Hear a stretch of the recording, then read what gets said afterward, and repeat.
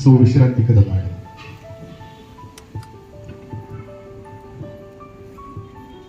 सर्वांना नमस्कार. जिजामाता प्रायव्हेट स्कूलच्या मुख्याध्यापिका चैताली भोसले मॅडम, सर्व शिक्षक आणि या ठिकाणी काही पालक उपस्थित आहेत आणि तुम्ही सगळे बालचिमुकले. उद्या आंतरराष्ट्रीय महिला दिन आहे आणि त्यानिमित्त आपण आज साजरा करतोय. उद्या रविवार आहे.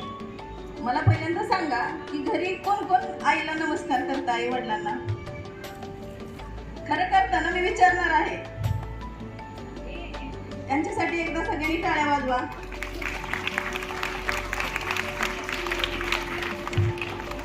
आणि आपल्या समोर फोटो ठेवलेले आहेत. हे कोणकोणते फोटो आहेत? कोण कोण सांगेल? पहिला फोटो कोणाचा आहे? अरे वा, छान. दुसरा? अरे वा. तिसरा? मग आज मी सावित्रीबाई फुलेंची तुम्हाला एक छोटीशी गोष्ट सांगते. सावित्रीबाई फुले ज्यावेळेला तुमच्यासारख्या लहान होत्या की नाही, त्यावेळेला त्या आपल्या वडिलांच्या बरोबर बाजारला जायच्या. आणि बाजारला गेल्यानंतर तुम्ही कसं बाहेर गेल्यानंतर लगेच तिथे खायला सुरुवात करता काही असेल तर. मग तिला जिलेबी आवडायची सावित्रीबाईंना आणि जिलेबी घेतली वडिलांच्याकडून मागून. आणि तिथे आहे ना एक ख्रिस्ती मिशनऱ्यांचा कार्यक्रम सुरू असतो. ते जिलेबी खात असतात, कार्यक्रम बघत असतात आणि तिथल्याच एका अधिकाऱ्याच्या ते लक्षात येतं. मग ते त्या सावित्रीजवळ येतात आणि ते म्हणतात, तू रस्त्यावरती जिलेबी का खातेस? तर ती म्हणते, मला आवडते म्हणून मी खाते. तर ते म्हणतात, तसं नाही, असं रस्त्यावरती कुठलाही पदार्थ खायचा नसतो. आणि मग ती कसं शहाण्या मुलीचं, तुम्ही कसं शहाणा ऐकलंय तसं सावित्रीबाई शहाण्या मुलींसाठी काय करतात, जिलेबी गुंडाळून ठेवतात आणि घरी गेल्यानंतर खातात. असं बाहेर कोण कोण खातं? अरे वा, सगळी गुणी बाळा आहेत. छान छान. आता आम्हालाच तुमच्यासाठी टाळ्या वाजवायला पाहिजे. खरोखर खूप चांगली सवय आहे ही. आता मी तुम्हाला दुसरी एक अशी छोटीशीच गोष्ट सांगणार आहे. मनस्वी. कदाचित आमच्या सगळ्या सहकार्याने पुस्तक वाचलेलं असणार आहे मनस्वीचं. ही मुलगी ज्या वेळेला जन्माला आली, अगदी 20व्या दिवशी, बघा जन्मल्यापासून 20व्या दिवशी आहे ना, तिच्या डोळ्याला कॅन्सर झालाय असे डॉक्टर सांगतात. आणि त्यावेळेला मग तिच्या आईला सांगतात की बाळाचे डोळे काढावे लागतील. त्यावेळेला तिची आई रडते की माझ्या बाळाचे डोळे काढले तर माझी मुलगी कसं जग बघू शकेल. पण थोड्या दिवसानं ती सावरते का तर पर्यायच नसतो. मग त्या मनस्वीचे डोळे काढले जातात.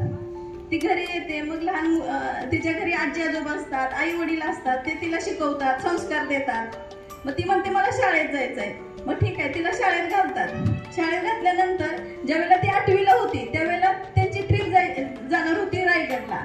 मग ती शिक्षकांना हट्टच करते की मी ही ट्रिपला येणार आहे.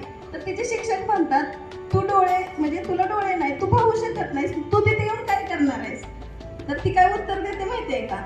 ती म्हणते, ज्या शिवाजी महाराजांच्या पदस्पर्शाने रायगड पावन झाला तिथल्या मातीला मला स्पर्श करायचा आहे आणि त्यामुळे मी येणार आहे. मी बघू शकत नसले तर त्या मातीला मी स्पर्श करू शकते.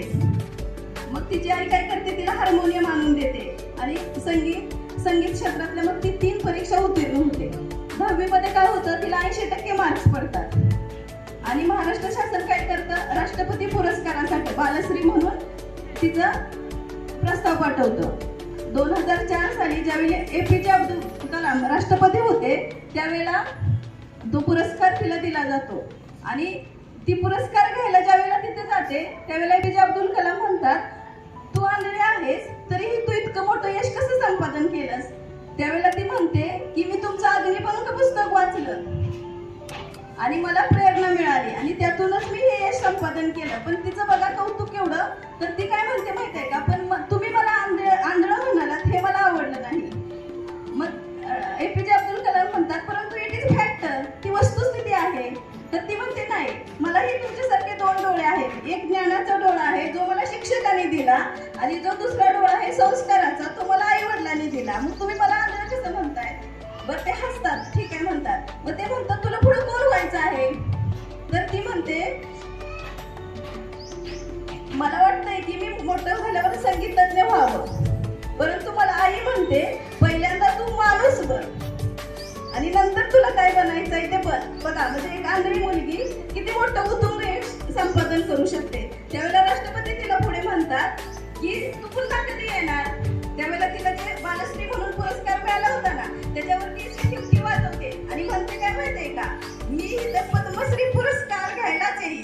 म्हणजे मी इतकं कर्तृत्व करेन, इतकं कष्ट करेन की मी पद्मश्री पुरस्कारासाठी या ठिकाणी येईल. म्हणजे आज आपण महिला दिन साजरा करत असताना सर्वांनी यापासून प्रेरणा घ्यावी असं मला वाटते आणि ती तुम्ही नक्कीच घ्याल. एवढे बोलून मी सर्वांना महिला दिनाच्या शुभेच्छा देते आणि या ठिकाणी थांबते. धन्यवाद.